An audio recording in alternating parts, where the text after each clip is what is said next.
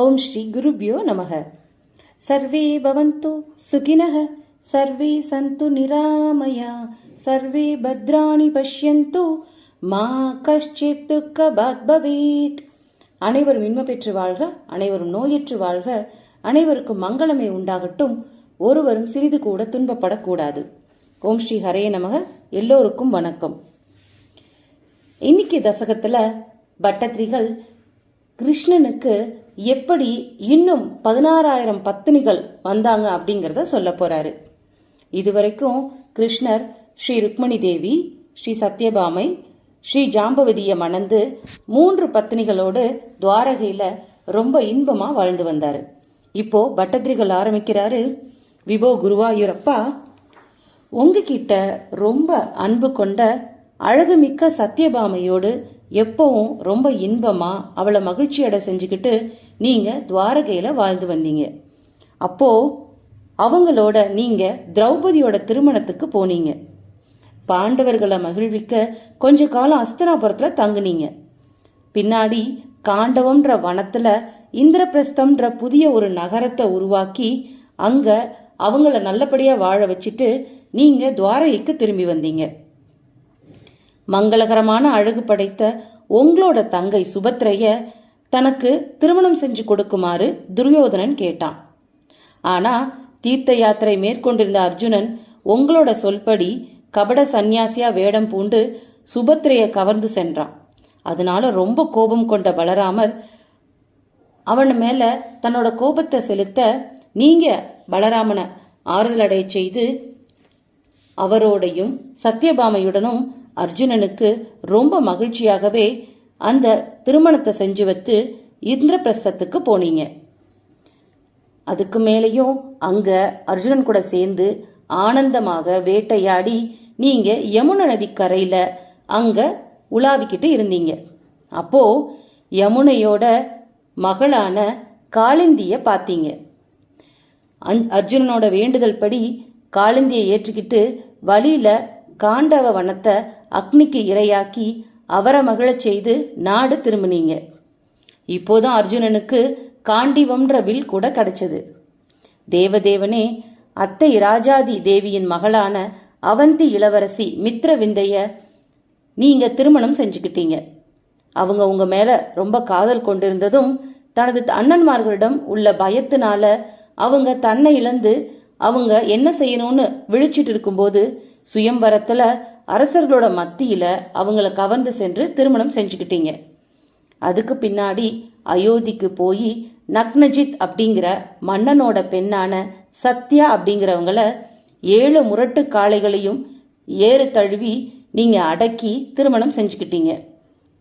வேண்டிய வரத்தை கொடுக்கிற குருவாயூரப்பா, கேகய நாட்டு அரச குமாரர்களான சந்தர்த்தனன் முதலியவர்கள் அவங்களோட உடன் பிறந்தவளான பத்ரை என்பவளை உங்களுக்கு விவாகம் செஞ்சு கொடுத்தாங்க. இப்போ அவளும் உங்களோட அத்தை சுதகீர்த்தியின் மகள்தான். அதற்கப்புறம் அர்ஜுனன் முதலியார்கள் கூட அடித்து வீழ்த்த முடியாத தண்ணீரிலே அதன் பிரதிபிம்பத்தை பார்த்து மட்டுமே அறுத்து வீழ்த்தக்கூடிய மீன் உருவ இலக்க அடித்து வீழ்த்தி மத்திர மன்னன் மகளாகிய லக்ஷ்மணைய நீங்க சுயம்வரத்துல மனைவியா ஏத்துக்கிட்டீங்க. இவ்வாறு உங்களுக்கு மனைவிமார்கள் எண்மர் அமைந்தனர், அதாவது 8 பேர். இதுக்கு இடையில தான் பூமி தேவியின் மைந்தனான நரகாசுரனுடைய கொடுஞ்செயல்களை பற்றி இந்திரன் சொல்ல நீங்க அதை கேட்டு ரொம்ப சினம் கொண்டீங்க. இந்த 8 தேவிமார்களை பாகவதத்துல பைஷ்மி, ஜாம்பவதி, பாமா, சத்யா, பத்ராச்ச லக்ஷ்மணா, காளிந்தி, மித்ரவிந்தா, சேஷேஷ்டவ் பட்ட மகாஸ்திரியக அப்படின்னு குறிப்பிட்டிருக்காரு வேதவியாசர். நினைத்த போது உடனே வருகின்ற அந்த கருட பகவான் மேல ஏறிக்கிட்டு சத்யபாமையை மடியில வச்சுக்கிட்டு உத்தியானவனத்திற்கு போறது போல ரொம்ப மகிழ்ச்சியோட பகைவனான நரகாசுரனது பட்டினத்துக்கு நீங்க போனீங்க. அந்த நகர்ல கோட்டை கொத்தளங்களை இடித்து தள்ளி படைகளை அழித்து அவற்றின் ரத்தத்தால பிராக்யோஜிஷபுரம் அப்படின்னு அவனோட பட்டணத்தை சோனிதபுரம் என்று பெயர் மாறும்படி, அதாவது சோனிதபுரம்னா ரத்தம் வழியும் ஊர்னு அர்த்தம், அப்படின்னு பெயர் மாறும்படி நீங்க செஞ்சீங்க. அப்போ அந்த யுத்தத்துல நரகாசுரனுக்கு உதவி புரிவதற்காக 5 முகம் படைத்த முரன் அப்படிங்கிற அசுரன் கடலுக்கு நடுவுல இருந்து வெளியே வந்து உங்களை எதிர்த்துக்கிட்டு நின்னான்.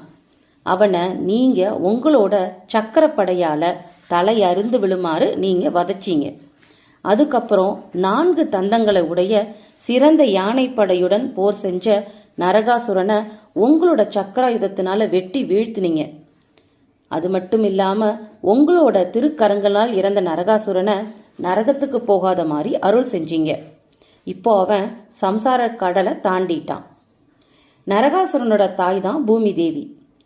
பூமி பிராட்டியால துதிக்கப்பட்ட நீங்க உடனே அந்த அரசையும் ஒரே ஒரு யானையும் அவனது மகனான பகதத்தனுக்கு கொடுத்துட்டு மற்ற யானைகளையும் நிறைய நிதி குவியல்களையும் தீயோனான அவனால சிறைப்படுத்தப்பட்ட 16,000 பெண்களையும் துவாரகைக்கு அனுப்பி வச்சிங்க. அந்த பெண்கள் அனைவரும் விடுதலை அடைந்ததும் அவங்கவுங்க நகரத்துக்கு செல்ல விருப்பம் இல்லாம உங்ககிட்டே வந்து அடைக்கலம் புகுந்தாங்க. ஏன்னா இனிமே தன்னோட நகரத்துக்கு போனா அவங்க சொந்தங்கள் ஏத்துக்குவாங்களா அப்படிங்கிற ஒரு தயக்கத்தினால எல்லாருக்கும் அடைக்கலம் கொடுக்கக்கூடிய உங்ககிட்டயே அடைக்கலமா அவங்க தேடினாங்க. நரகாசுரனால கவரப்பட்ட அதித்தி தேவியோட 2 குண்டலங்களையும் திருப்பி அவர்கிட்டே கொடுக்கறதுக்காக தேவமாதர்களும் கண்டு வெல்கும்படியான அழகு படைத்த சத்தியபாமையோடு நீங்க தேவலோகம் போனீங்க. உங்க 2 பேரையும் பார்த்த இந்திரன் முதலான தேவர்கள் பலவிதமா உங்களை பூஜை செஞ்சாங்க. சத்தியபாமையை மகிழ்விக்க கருதிய அந்த தேவர்கள் கற்பகத்தருவ அங்கிருந்து எடுத்து இப்போ நீங்க கொண்டு வந்தீங்க துவாரகைக்கு. இத பார்த்த தேவர்கள் ரொம்ப கோபம் கொண்டாங்க. அதனால இந்திரனை கூட நீங்க எதிர்த்து வெற்றி கொன்றீங்க. இவ்வாறு இந்திரனை வெற்றி கொண்டது ஏன்னா செல்வ செருக்கு இவ்வாறான குற்றங்களுக்கெல்லாம் இருப்பிடம் அவனா இருந்தான். அந்த மாதிரி இருக்கிறவங்களுக்கு என்ன பாடம் நீங்க சொல்லுவீங்க அப்படின்னு சொல்லி இப்போ அந்த கற்பக விருட்சத்தை காரணமா காட்டி தன்னோட மனைவிக்கு அதை கொடுக்கணும், அவளை கவர்ந்து அவரை மகிழ்விக்கணும்னு சொல்லி நீங்க அதை எடுத்து கொடுக்கும்போது அவன் தன்னோட மனசை தாராளமாக்கி கொடுக்காம அவன் கொடுக்க முடியாது அப்படின்னு சொன்னதுனால அவனோட செருக்கு அடைக்கிறதுக்காக தான் நீங்க இப்படி செஞ்சீங்க. இப்படி கொண்டு வந்த கற்பகத்தருவை சத்தியபாமையோட வீட்டு தோட்டத்துல நீங்க நட்டு வச்சீங்க. இப்போ அந்த 16,000 பெண்கள் இருக்காங்க இல்லையா, சில இடத்துல 16,100ன்னு சொல்லப்படுது. ஆனா பாகவதத்துல 16,000 தான் சொல்லப்பட்டிருக்கு. அத்தனை பேரையும் திருவுருவம் தாங்கி நீங்க மணந்துக்கிட்டீங்க. அப்போ ஒவ்வொருத்தருக்கும் நீங்க தனித்தனியான திருமாளிகைகள் கொடுத்து அவங்க கூடயும் பலவிதமான உருவங்கள் நீங்க எடுத்து கணவன்மார்களா சிறப்பா அவங்களுக்கு திருவிளையாடல்கள் புரிஞ்சு மகிழ்வரச் செஞ்சீங்க. இந்த லீலைகளை ஒவ்வொருத்தர் வீட்டிலையும் பார்த்த நாரதர் ரொம்ப வியந்துதான் போனாரு.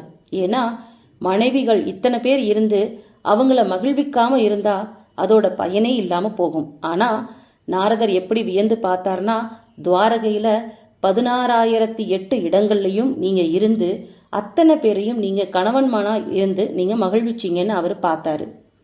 ஒவ்வொரு இடத்துலையும் தாங்கள் 10 குழந்தைகளை பெற்றெடுத்தீங்க.